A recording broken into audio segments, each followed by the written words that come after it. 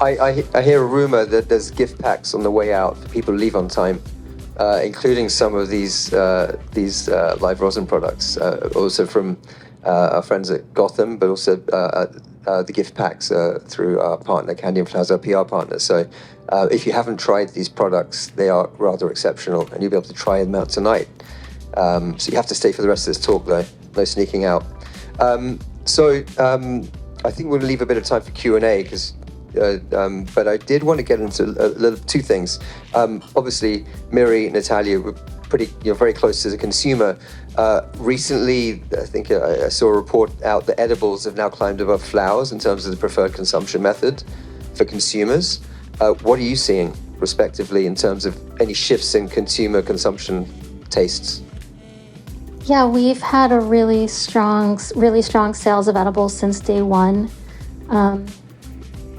A few things I think that edibles are quite discreet, and so as more people are becoming comfortable with the idea of trying cannabis or finding that they want it to be part of their lifestyle, it's just a lot. You never smell like smoke, and it's perfectly dosed. And on that note, buying licensed edibles assures that you're getting consistent dosing.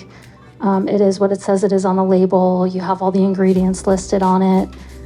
So I think specifically, maybe there are still a lot of people in New York buying flower that are buying it on the illicit market, whereas, we have our flower customers as well, but maybe part of why we're seeing such a growth in the edibles space is because buying licensed edibles is significantly a better experience. And a lot of people have had negative experiences with edibles over the years because they consumed a lot more than they thought they were, or it wasn't labeled at all, and they just gave it a shot. And so then people think they don't like edibles. We get a lot of customers like that, and we kind of walk them through it. Shane, one of our awesome salespeople and now supervisors, is here, so he's, I'm sure, had this conversation with many customers. And you kind of have to let people know, hey, it might be worth giving it another shot. And a lot of people, and MFNY just flies off our shelves.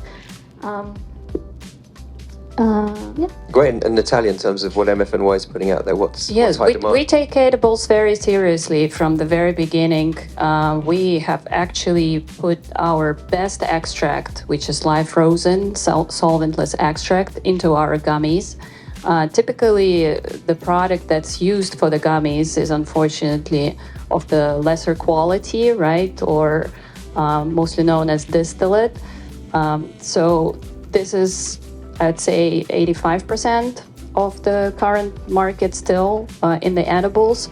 But we believe that this product can be elevated and can be enjoyed if it has proper extract inside, right? We also make our edibles vegan. They have kosher ingredients. They have less sugar. So the more that we can do to make these edibles functional and approachable for people and experience enjoyable, that's where we're going. Great. Okay, so we're going to move to Q&A soon. There's a smorgasbord of things we could get into on the Q&A, just in case there aren't questions. But before we do that, Jeffrey, the 2,000 to 5,000 trap shops, could you give us a bit of insight? Obviously, we don't know the precise numbers on how that scene has grown, what measures have been in place to try and regulate that space, and what has been announced recently, and the hopes for it being effective. Oh boy. So people want to smoke cannabis. This shouldn't be surprising to anyone here in the room. And especially if you legalize the possession and consumption of it, they're going to find a way to get it, like real. And here in New York, we did not do a good job of getting the stores out quickly enough. And I guess the legislature didn't take seriously enough how bad the issue was, right? So when you go back to when this first really started happening, we as attorneys were kind of telling the folks in the legislature and other folks, this is back in really 22 is when it really started becoming a problem. We were like, if you don't get ahead of this, you're never going to fix it, right? And the initial take on it was, as I think was said earlier, New York City is not just the cannabis consumption of the world, It was also the anti-cannabis enforcement capital of the world. So more people were arrested and convicted for cannabis-related crimes here in New York City than anywhere else on planet Earth. So once you legalize stuff, what you don't want to do is immediately have pictures on the 6 o'clock news of people being recriminalized. And again, let's be very clear about who we're talking about. We're not talking about people that look like me. We're talking about black folks and brown folks. That's who this was enforced against. And in no way in hell were we attorneys, or frankly, fortunately, the legislature or anybody else, going to have us immediately recriminalize that. The flip side of that is if you don't do something against the landlords or against the stores, you're going to get 5,000 illegals or whatever. Who knows nobody knows what the number is. Nobody knows. None of these numbers are right. I mean, one of them might be, but no one knows how many there are. And that is what you get when you choose correctly not to recriminalize, but also choose incorrectly not to roll out legal stores quickly enough and not to do something about the opportunists that are going to take the opportunity. Again, cannabis is now legal to consume and to possess, but you don't have any legal stores. If anybody needs a clue about what's going to happen in a situation like that, they've certainly learned now. The legislature has finally passed, for the second time, new laws about this. In 22, the Senate passed it, and I guess Mr. Heastie over in the Assembly didn't think he had a problem because he didn't even bring it up for a vote. In 23, they passed stuff. The governor had a big press conference about it. In 24, the legislature has again passed stuff. The other day, the governor had a big press conference about it. We'll see. It all comes down to how serious these folks want to get about it. For my whole lifetime, it seems we arrested millions upon millions of people for cannabis. That all of a sudden we can't shut down people for selling cannabis. I don't know even what's going on here. It's a lack of will on the part of all the players. And I think the word you used there was opportunists as well. And one of the perspectives I have in the market is that you have the legacy market, been there a long time. They have an opportunity to join the regulated market. And then you have the people in the regulated market jumping through a lot of hoops, spending a lot of money, going through a lot of pain to do this right. And my take is the opportunists, they have neither respect for the legacy market, they've not been part of it, nor are they willing to play in the regulated market. And I have an objection to that. The legacy market is the reason this market exists, and they fought through untold difficulty to, for this product to be in people's, pockets. But the opportunists who don't care at all about either side, they could be the targets of trying to weed them out, so to speak. They should be. And, there is some confusion, not for me, but some people seem to be confused about what legacy is versus the opportunist. I have a really good way of sussing this out. I mean, I grew cannabis in the 80s and 90s. I processed cannabis in the late 80s and early 90s. Legacy don't want you to know what legacy is doing. It's that simple. That's how you know the difference. If your store has a bunch of balloons and a bunch of grand opening and we're across the street from a city council person and we do not care, that's not legacy. Legacy don't want you to know what legacy is doing. And for me, that's kind of the metric. Let's go to Q&As. We've got a huge amount of topics we could get into, but hands in the air. Anyone have any questions across any of the stack here? The on-site consumption licenses, how many are going to be available? When is that process starting? Just wanted a little bit more context. Thank you. Sure. So on-site is one of the standalone licenses that we haven't issued yet. In fact, we don't even have the regulations for it yet, so we're going to have to go through that whole process first.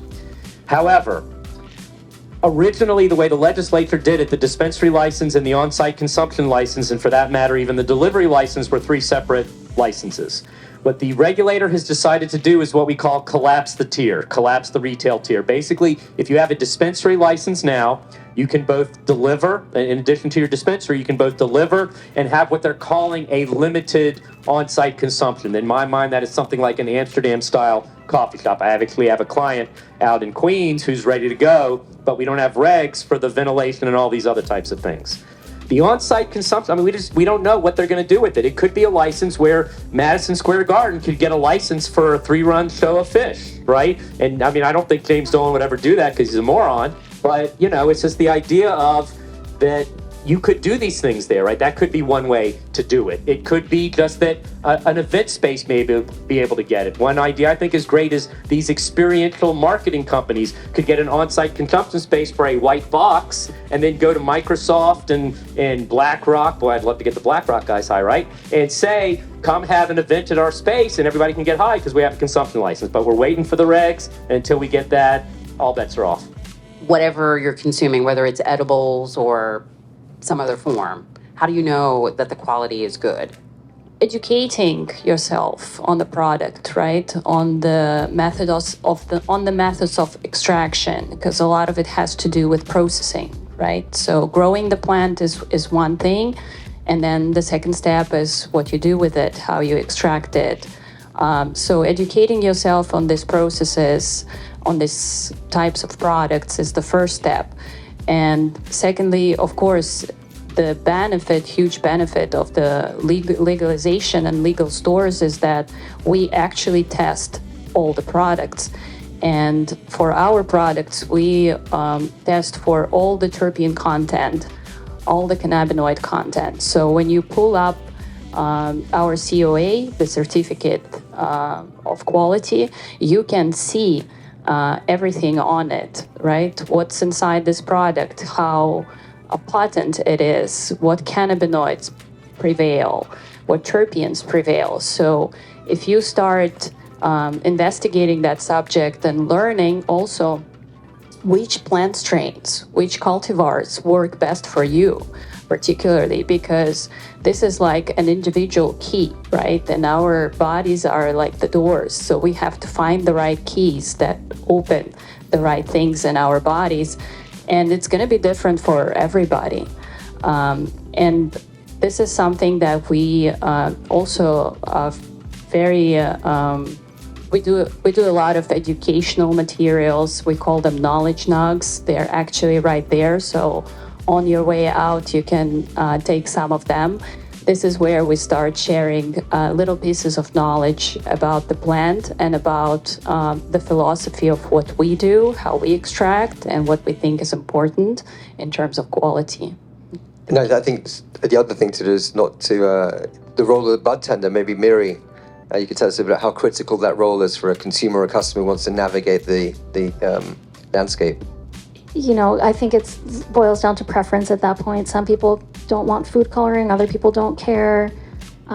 There are some products that are low sugar. Like Natalia said, I don't actually know the amount of sugar. I'm not sure if it says it on the back. I haven't looked in a while, but you know, especially going into licensed shops right now here in New York, or specifically Gotham, we have close relationships with all of the vendors, so we do know which products on our shelves are low sugar. Or another amazing thing about edibles in New York is there are a lot of other active compounds in them. So we have ones with, you know, chamomile, passion flower, adaptogenic mushrooms.